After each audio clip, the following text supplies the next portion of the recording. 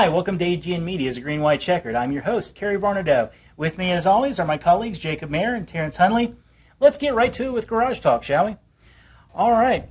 So, Terrence, we had some big news out of Michael Waltrip Racing this week. Why don't you tell us what's going on there? Yeah, Michael Waltrip announced that they're really only going to be running two full-time teams, one with 5-Hour Energy, the other with Aaron's. And that third car, Michael Waltrip's going to be in a bit here and there in some of the restricted plate races and maybe a few more. But it really just seems like it's going to be down to those two cars, and Truex is now for sure looking for a ride. Yeah, and he doesn't have a lot of options here. We're getting late in the season. I think we'll probably see him end up in the 78 car where Kurt Busch has been. Busch is moving to Stewart-Haas Racing. That's become a competitive car now with their alliance with Richard Childress Racing. And listen to their owner a little bit this week. He said maybe in the next couple of weeks we might hear something. I would put my money on him going to Furniture Row Racing at this point. And how do you think this overall affects Michael Waltrip Racing? Because they go from having 3 really competitive teams now. They're down to 2. Will that help or hurt them? Yeah, I think it's a step back. This is an organization that has gone through some struggles when it first started, and then dropped back to 2 teams, and then grew again, and really seemed to have a stable organization with 3 big time sponsors. So now dropping back, that part-time team will let Waltrip still run the restrictor plate races, but I would be shocked to see it do much more than that. Maybe when we get late in the season, maybe it'll be an opportunity for a young driver like we're seeing with Kyle Larson coming up. Maybe give them a shot to build the team back up next year. There's also more going on with Michael Waltrip Racing. Brian Vickers developed a blood clot in his leg, is now on blood thinners. He won't be racing for the rest of this year. They're saying he should be back by next year, but you have to think this causes a little bit of worry. Yeah, and now if he doesn't come back, maybe Truex stays with Michael Waltrip Racing, but all indications he should be ready to come back in 2014. But really a tough break after he had the heart problem that knocked him out a couple years ago, and now he got back, got a win. Now he's back in a full-time ride, and he has this happen again. That's really a tough break for him. Definitely. Absolutely. All right, and of course, so much of this resulting from the Richmond incident, the spin-out with Boyer. Do you think that with the developments this week, have we finally seen all the fallout we're going to see with that? There were some rumors that Waltrip's business partner might be looking to separate himself from Michael Waltrip Racing. Of course, that was quickly denied.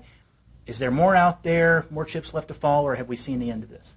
I honestly think we've seen the end. There won't be any more on-track stuff, obviously, and I think now with the official announcement, there won't be that full-time third car. There's nothing more that can happen to Michael Waltrip. I would agree. Hearing everything from what his co-owner Rob Kaufman said, I think they're pretty set moving forward. They did have to lay off about 15% of their employees, though, and that's a part of this that I think should not be swept under the rug, because now those team members, again, kind of like Truex, they didn't have anything to do with what happened there at Richmond. Now they're out of a job. Late in the season and, out of a job. All right, well, we certainly wish the best for them.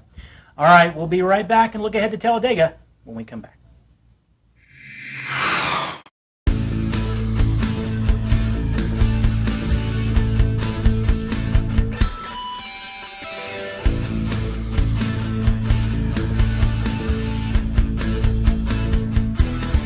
Hi, welcome back. It's time for Pace Laps, brought to you by Route 66 Motor Speedway. All right, Jacob, we're headed to Talladega, where anything can happen. We're deep in the chase. This is effectively the wild card.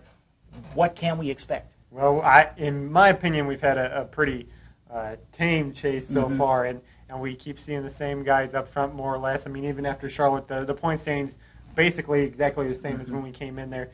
So this is the race where I think it's really going to have at least the potential to shake things up. It's going to be more exciting, more tension involved in this one than I think we've seen so far. Terrence, go ahead. You have to give a shout to Brad Keselowski last week, getting that win. He's the first driver to win, first non-chase driver to win a chase race since Casey came back in 2011. That's something that's not done very often, because these guys are in the chase because they're the best of the season. Right. So anytime you're able to pull out a win, it's good. And this is another place where something like that could happen. I mean, how many times with these restricted plates do you see guys that never win anywhere else run up front and have a shot? But then again, the guys up front in the point standings are all really good here. Step it up. So it's hopefully we see some shakeup, but at the same time, I could definitely see it to where the points change maybe a couple points here and there just because everybody's going to be there. Yeah, one of the problems we have with the chase, and sometimes why I think we haven't seen, you have guys like David Reagan maybe win the spring race at Talladega. That doesn't seem to happen as much in the fall race. The big teams go out there and win. I think sometimes they play it more conservatively because they saw what happened to Carl Edwards a few years ago. He drives aggressively, wrecks, and then that ends his championship chase. Right. So I think having the playoff system in Talladega does change things a little bit. Absolutely. And of course, right now we're standing at a 4-point race between points leader Matt Kenseth and Jimmy Johnson. If we don't see some of the excitement we might expect at Talladega, Terrence, is it a 2-man race now? I'm kind of torn because I'd like to say yes, just because it's Jimmy Johnson, Matt Kenseth. They're two of the most consistent drivers out there. But right behind them, I mean, Kevin Harvick and Jeff Gordon, they're not all that far back. They're within 30 points, and those are two drivers that can make something happen. Gordon's done it, obviously, quite a bit, and then Harvick's still looking for that championship. But for some reason this year he's got that consistency he hadn't had before. Yeah, and I would even throw Kyle Busch into that mix. It's still an outside shot if something happens here in the next 2 weeks, but with Martinsville coming up after Talladega, if we get to Texas in those final 3 races and the points still kind of look like they do, I think then for sure it's going to be Matt Kenseth versus Jimmy Johnson. One thing's for sure, definitely fireworks always to be had at Talladega. So Jacob, now who are we picking?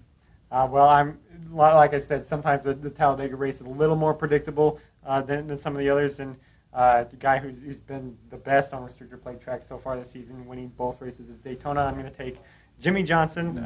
He might come out of this with the points lead. I could definitely see that happening, but I'm actually going to pick his teammate, and no, not Dale Earnhardt Jr. I'm going to go with Jeff Gordon, Talladega. For some reason, something about Jeff Gordon in this chase is screaming that he's ready to make that run and make that push, and I think Talladega is the place where he gets that start. Be interesting to see. All right. Well, we look forward to the Talladega fireworks. All right, stay tuned for a special local treat as soon as we come back.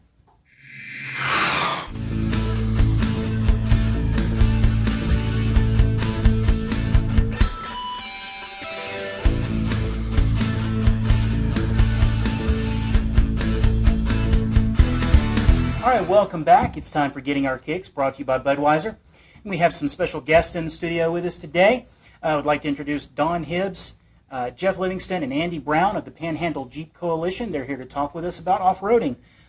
Don, tell us about what attracted you to the sport of off-roading, and how long have you been doing this? All my life. I got my first dirt bike when I was 3.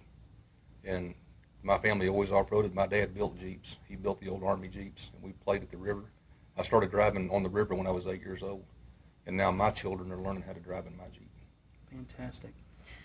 All right, so Jeff, Don paints the picture of a family-involved activity, fun for everybody, but I think the perception that some people have of off-roading is the wild kid in his 20s with the 40-inch tires and the loud pickup going through, tearing up the landscape.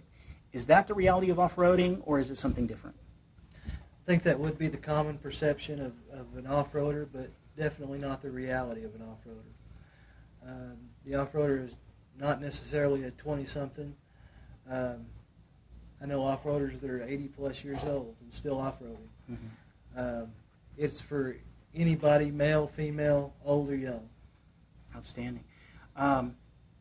So Jeff, then, if off-roading is for everyone, young, old, men, women, what does it take to go off-roading? If one of our viewers says, hey, I'd like to try that. I've always had that itch of curiosity, but I've never tried it. What do they need to get started?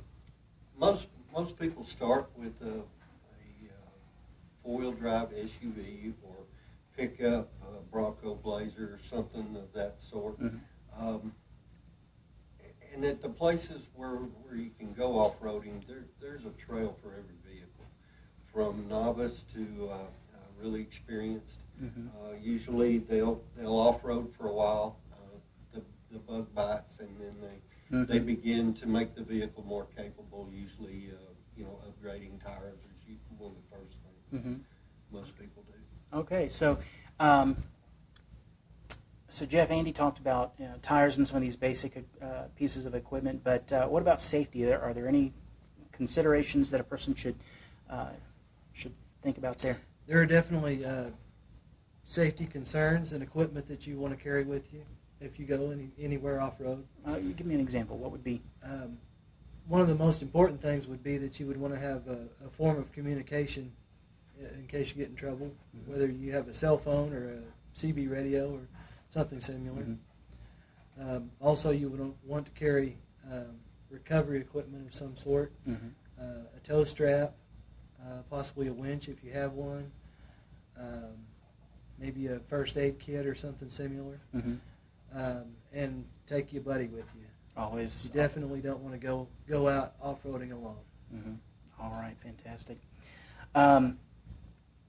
So Andy, then we've got our vehicle, we've got our safety gear. The next question, I guess, is where do we go? Where's there in the Texas Panhandle to go four-wheeling? In our immediate area, we have the Canadian River between Dumas and Amarillo, and it's called the river there. One of the places is Rosita Flats. You can there's a trail there for every vehicle, from bone stock to a full-on crawler, and it's a very nice place to go off-roading. Challenging for those that want to be challenged, and a good time for those that don't. There's also a smaller place close to Border called Blue Creek, and it has some capable trails also. Fantastic. All right. So, Don, can I just take my vehicle out there and go, or is there any kind of permit that I need to get? Any state park, there is a permit. It's an off-road program, and the money from that permit is $18 a year per vehicle. The money goes toward programs to pay law enforcement, trash collectors. It goes to keep the park upkeep and keep it nice for everybody. And we gladly pay that. For $18, you can't buy a meal for $18. This is true. All right. Andy, what is that permit called if someone wants to look up on the web? It's an OHV sticker, and it's part of the program Texas Off-Highway Vehicle Program. All right. That's the name of it, and off-roaders stand behind it 100%. Fantastic. All right. So,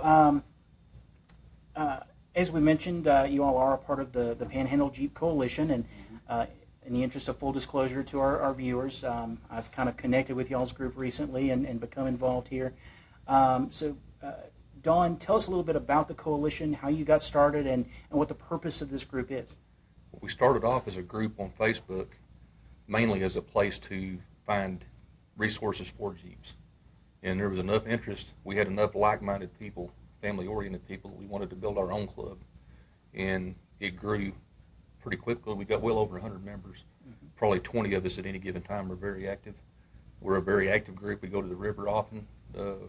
We have what we call wrench days, where we help each other work on our Jeeps. There's never a charge. We help each other out. We just enjoy each other's company. We even go out to eat together, and we believe it's a full, all-around sport. We enjoy every aspect of Jeeping, from building them, working on them, the fellowship of the people we hang out with, and we enjoy off-road. So it really keeps that family environment. Absolutely. Mom, Dad, and the kids out on the trail. All right. So for the viewer who says, I love it, I want to join you guys, or maybe I just want to know more, how can they find out more about the Panhandle Jeep Coalition? The easiest way is through Facebook. You can look up any of us personally to friend us, and we'll help you out, or go directly to the Panhandle Jeep Coalition. And there's a button you can click Join, and one of our officers will accept you. And we have all of our events posted in the event section. If you want to know how to get started, if you need advice, if you need anything about a Jeep, there's immediately 20, 30 people willing to help you immediately. Fantastic. All right. So, Don, Jeff, Andy, I want to thank y'all for joining us, Panhandle Jeep Coalition. Want to remind everybody, if you have any questions for any of our guests or about the Panhandle Panhandle Jeep Coalition in general, by all means, feel free to email us. That address is gwc@amarillo.com. It's gwc@amarillo.com. Or the contact information for the Jeep Coalition is on your screen now. All right, again, I want to thank you guys. That's all we have for this week's show. Until next week, I'm Kerry Varnado. Have fun, stay safe out there, and keep four-wheeling.